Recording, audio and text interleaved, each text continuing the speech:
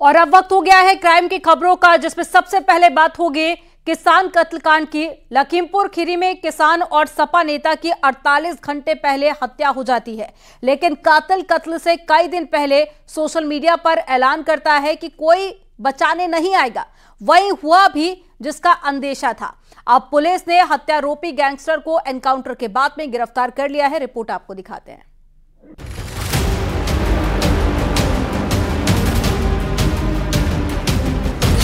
पहले ऐलान, फिर प्लान और कत्ल।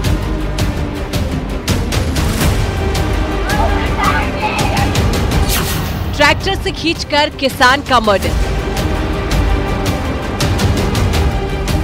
किसान के कातिल से एनकाउंटर।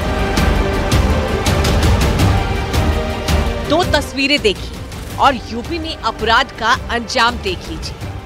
एक तरफ 2 दिन पुरानी वो तस्वीर है जिसमें किसान की ट्रैक्टर से खींचकर हत्या कर दी गई थी, और दूसरी तस्वीर उस केस के हत्यारोपी की है जो लंगड़ाकर चल रहा है, जिसे पुलिस ने एनकाउंटर के बाद गिरफ्तार किया है। पुलिस के कंधे पर हाथ रख लंगड़ाते पांव मासूम सा दिखने वाला शख्स, ये वो कुख्यात अपराधी है जो एलानिया कत्ल करता है। पहले धमकी देता है, फिर सरेआम घटना को अंजाम देता है। इसका नाम है हरेंद्र यादव, जिसे पुलिस ने एनकाउंटर के बाद गिरफ्तार किया।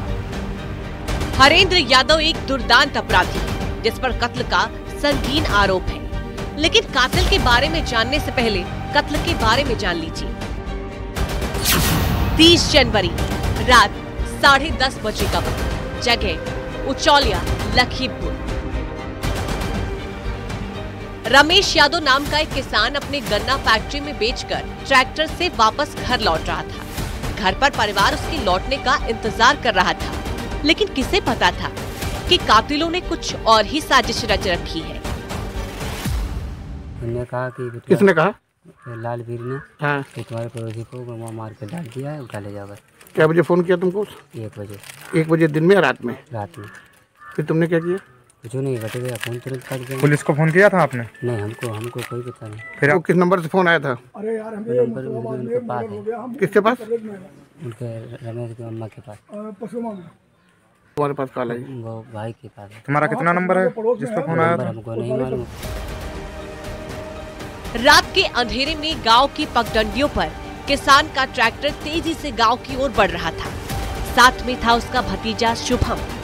रात होने की वजह से खूब अंधेरा था। तभी अचानक सड़क पर कुछ लोग नजर आते हैं। लोगों को बचाने के लिए किसान ने ब्रेक पर पांव जमा दिए। ट्रैक्टर का शोर थम चुका था और मौत की आहट दस्तक दे चुकी थी। पलक झपकते ही करीब 10 लोगों के झुंड ने किसान पर ताबड़तोड़ हमला कर दिया और तब तक मारते रहे जब तक कि किसान की मौत नहीं हो गई। उचौलिया पे दिनांक 31 जनवरी की रात्रि में हत्या और मारपीट की घटना घटित हुई थी, जिसके संबंध में अभियोग पंजीकृत किया गया था।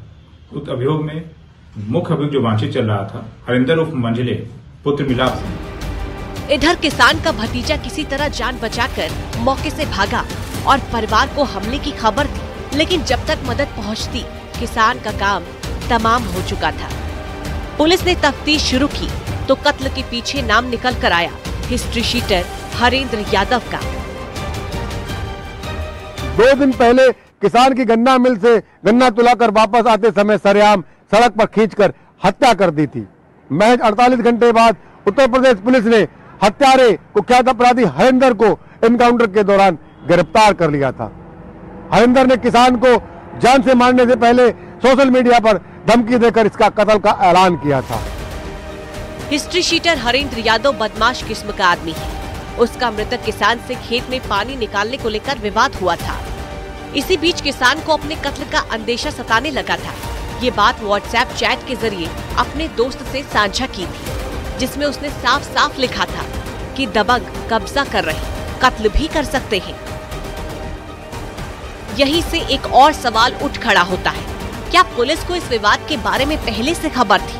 अगर हाँ, तो वक्त रहते कार्रवाई क्यों नहीं हुई? हरिंदर उर्फ मंझले पुत्र मिलाप सिंह, इसको आज दिनांक 2 फरवरी को थाना उचौलिया पुलिस के द्वारा पुलिस मुठभेड़ में गिरफ्तार किया गया है। उक्त अभियुक्त के पास से एक देसी तमंचा खोखा कारतूस का जिंदा कारतूस बरामद हुआ है। यह अभियुक्त हरिंदर उर्फ मंझले जो है ये पूर्व से ही हत्या, मारपीट व अन्य जघन्य अपराधों में शामिल रहा है। इसके ऊपर गैंगस्टर कार्रवाई भी की जा चुकी है। वारदात के बाद से पुलिस की कई टीमें हत्यारोपियों की तलाश में जुटी थी। हत्यारोपी के घर पर बुलडोजर भी भेजा गया, लेकिन तब तक कोई कार्रवाई नहीं हो पाई। इस बीच पुलिस की हिस्ट्री शीटर हरेंद्र से मुठभेड़ हो गई और जवाबी फायरिंग में दुर्दांत अपराधी न सिर्फ घायल हुआ बल्कि पकड़ा भी गया। लखीमपुर खीरी से न्यूज़ 18 के लिए मनोज शर्मा की रिपोर्ट।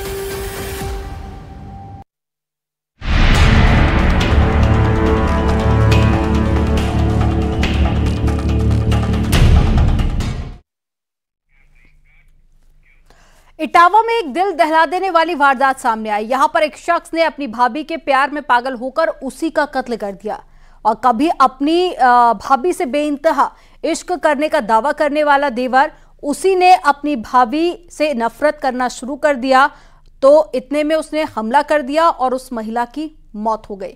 कत्ल की वजह सिर्फ इतनी थी कि भाभी ने देवर के प्यार को ठुकरा दिया था। एक रिपोर्ट आपको दिखाते हैं।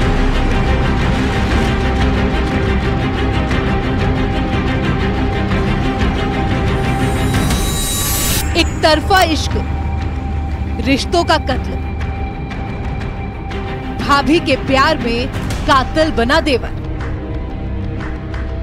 इश्क ना कबूल कर दी भारी भूल।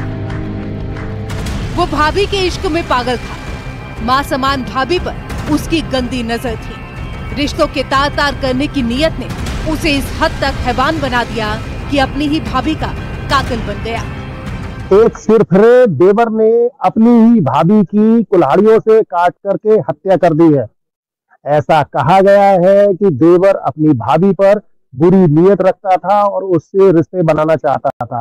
कई दफा कोशिश भी कर चुका था। यह सनसनीखेज घटना उत्तर प्रदेश के इटावा जिले के उसराहार इलाके के सरैया गांव की है। वारदात इटावा के उसराहार इलाके की है। पुलिस को खबर मिली कि एक महिला की हत्या कर दी गई है, लिहाजा फौरन पुलिस टीम मौके पर पहुंची, लेकिन मौका वारदात का मंजर रूह कपा देने वाला था। एक महिला की लाश कई टुकड़ों में कटी हुई पड़ी थी। कातिल ने बड़ी ही बेरहमी से कुल्हाड़ी से महिला पर हमले किए थे।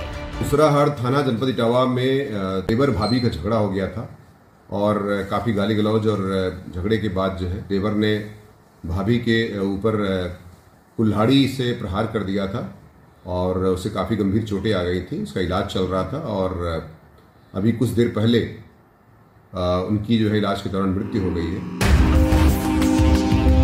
कातिल का नाम पता साफ साफ पता था।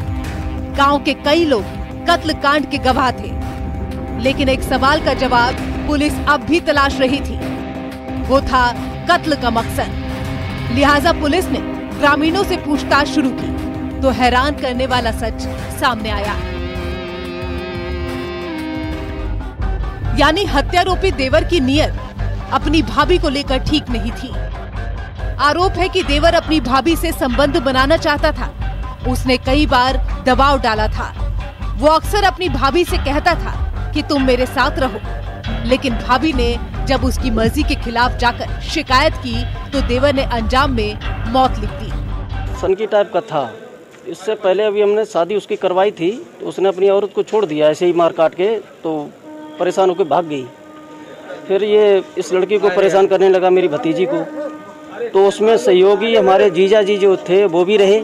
आज उसने जाके कुछ दिनों से, जब से शादी हुई उससे मतलब यही होता, उसकी बहन की शादी होने वाली थी उससे, तो मैंने कर दी भतीजी। इस हिसाब से वो उलझन में रहती थी, तो उसने आज यही फ़ायदा उठा के उसको उसका के और ये काम करवा दिया। उसराहार इलाके में रहने वाले अतय सिंह के 4 बेटे हैं, जिसमें दूसरे नंबर के बेटे प्रदीप कुमार की शादी मोहिनी के साथ हुई थी। उसके 2 छोटे छोटे बच्चे भी हैं। प्रदीप के छोटे भाई रवि कुमार की पत्नी उसकी हरकतों से परेशान होकर उसको छोड़कर चली गई थी।